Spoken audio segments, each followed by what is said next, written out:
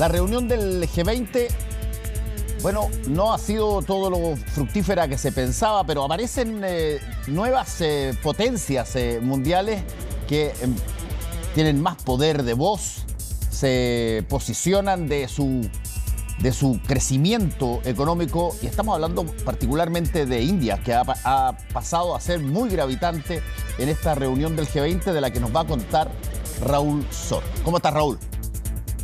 Hola, Fernando. Sí, bueno, India aparece como la gran ganadora en este evento que naturalmente tuvo lugar en India, así que eso le da una serie de ventajas y pudieron exhibirse allí Narendra Modi, el primer ministro indio, bueno, aparece como, digamos, prácticamente un culto a la personalidad. Cuando uno ve las imágenes de Nueva Delhi, no había un póster que no tuviera una foto de él, pero él tenía buenos motivos, no solamente para proyectarse internacionalmente, sino que tiene por delante una elección, y en India los temas internacionales en general no han sido tan importantes. Por eso Modi aprovechó muy bien esta oportunidad y, según las encuestas, tiene una buena chance para volver a ganar un periodo.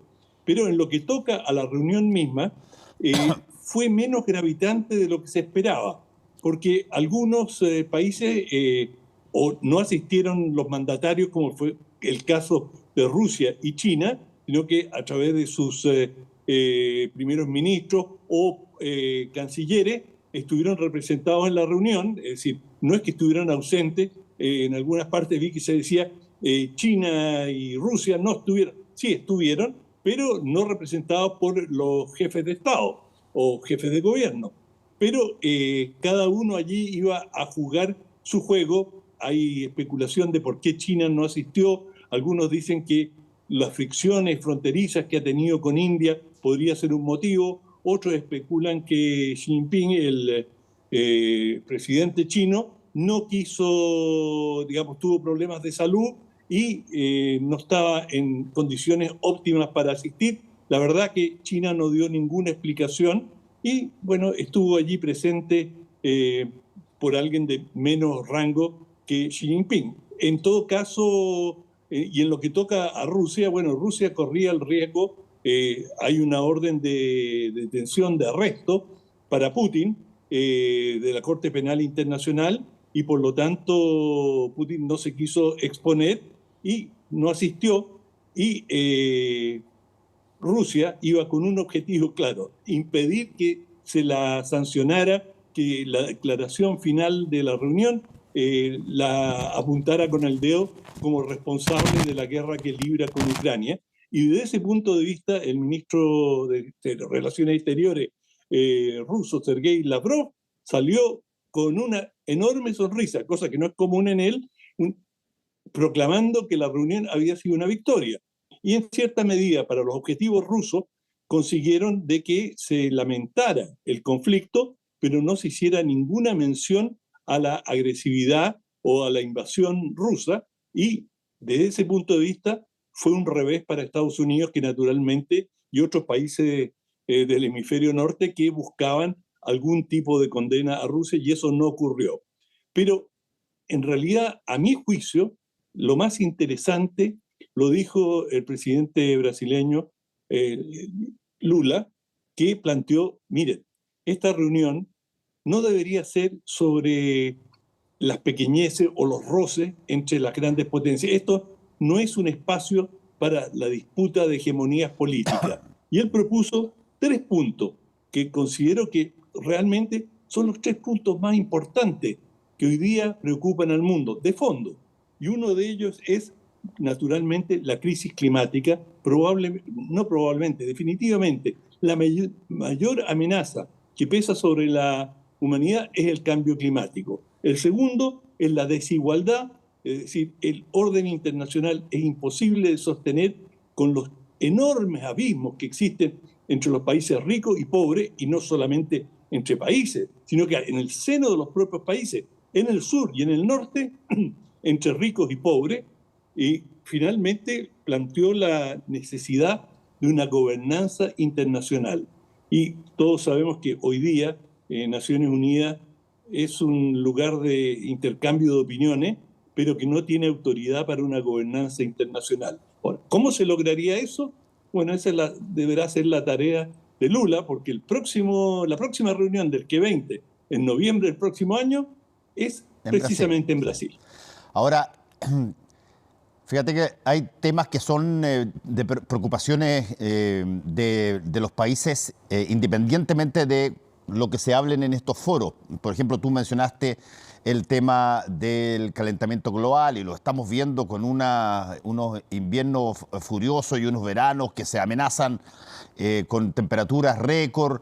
Estamos viendo también fenómenos de migración humana que por distintas razones alteran totalmente una situación que deriva rápidamente a situaciones extraordinariamente críticas y muy separadas.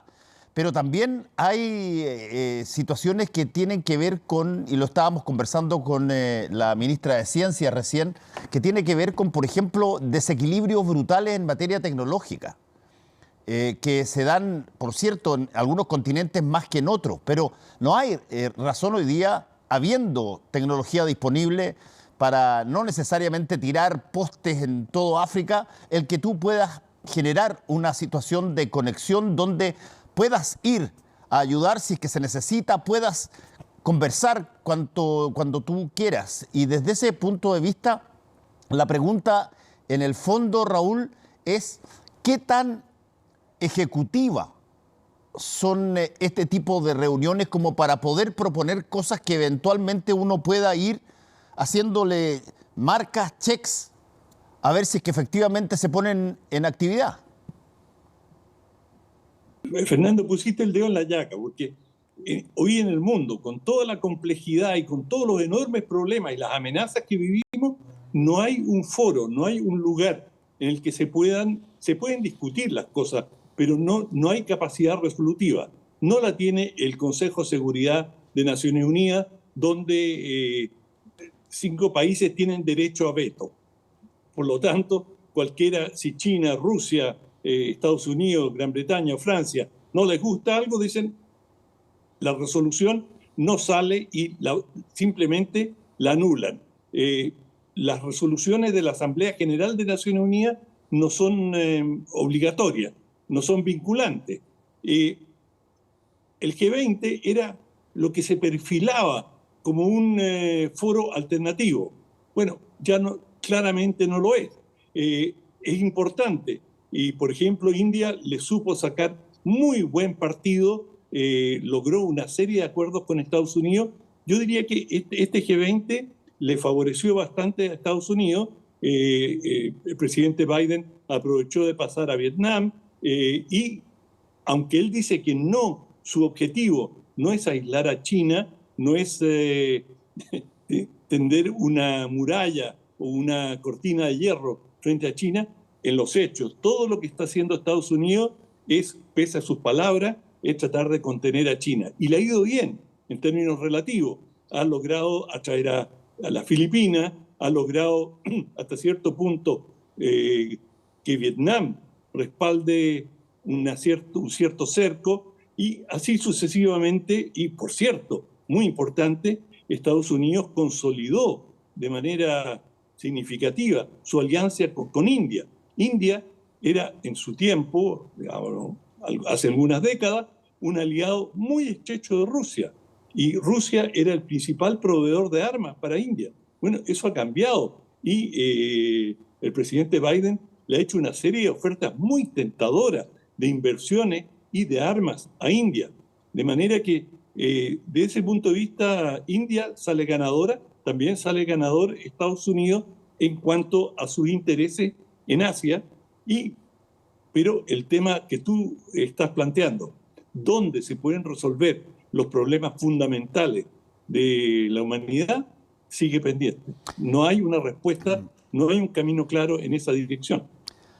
Esperemos que no sea necesario tener un desastre, ya sea humano, tecnológico o natural, brutal, para que los sobrevivientes puedan ponerse de acuerdo. Espero que no sea, es el caso. Pero incluso, Fernando, si eso ocurriera, ojalá que nunca sea el caso, no, nada nos garantiza que después de ese desastre, los que sobrevivan en términos relativos mejor, no traten de aprovechar la circunstancia y transformarse en dominante. Si es que ya no lo son. Yo soy optimista de tela, así que supongo que si es que uno, cuando se da cuenta que las cosas que se le vienen encima son físicamente y geológicamente muy superiores a lo que uno puede enfrentar en sus hábitats, bueno, la forma histórica de la humanidad para tratar de controlar eso cuando ha podido salir en pueblos o en ciudades es mirar al vecino y pedir ayuda. Ojalá. Ojalá sea así. Lo deseamos todos. Pero de momento, por desgracia, todavía eso no se ve en la práctica. Pero esperemos que Lula, para el próximo G20, que lo vamos a tener aquí cerca, logre dar con alguna fórmula que nos avance. Muy bien, muchas gracias, Raúl. Que te vaya bien. Chao. Igual, chao.